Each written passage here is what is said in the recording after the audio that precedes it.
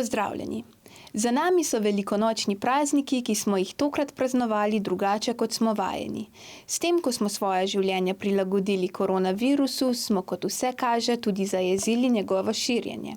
Vkolikor se bomo še naprej držali vseh navodil, se bodo omejitve rahljale in življenje se bo vrnilo v stare tirnice z nekaj manjšimi spremembami.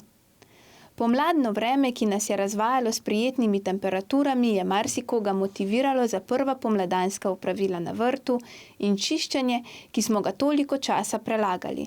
Za vse tiste, ki ste se že lotili pomladnega čiščenja, bo slednja novica še posebej všeč. Zbirni center Tabra je v sredo 15. aprila ponovno odprl svoja vrata. Obratoval bo vsak ponedeljek med 7. in 15. ter torek, sredo, četrtek in petek med 11. in 17. uro. Naslednje sporočilo je namenjeno vsem gospodarstvenikom v občini Kranjska Gora.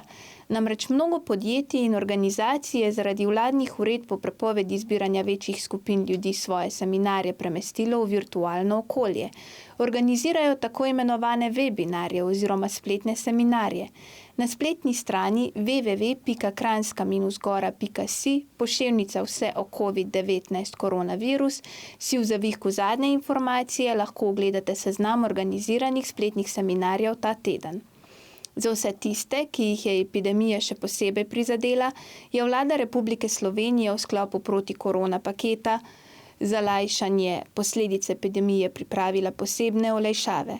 Le te lahko od včerajšnjega dne s posebno izjavo pridobite preko spletnega portala oziroma mobilne aplikacije e-davki.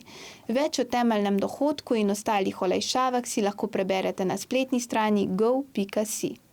Pomembno je, da v času karantene vzdržujemo tako fizično kot tudi psihično formo.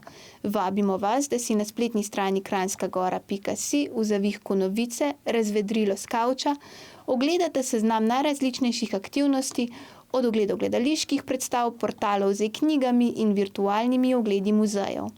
Na Facebook profilu Kranjska Gora se nam pridružite vsak ponedeljek, sredo in petek na koncertih s kavča, ki so na sporedu ob 20:15, ter na parti s kavča vsako soboto prav tako ob 20:15.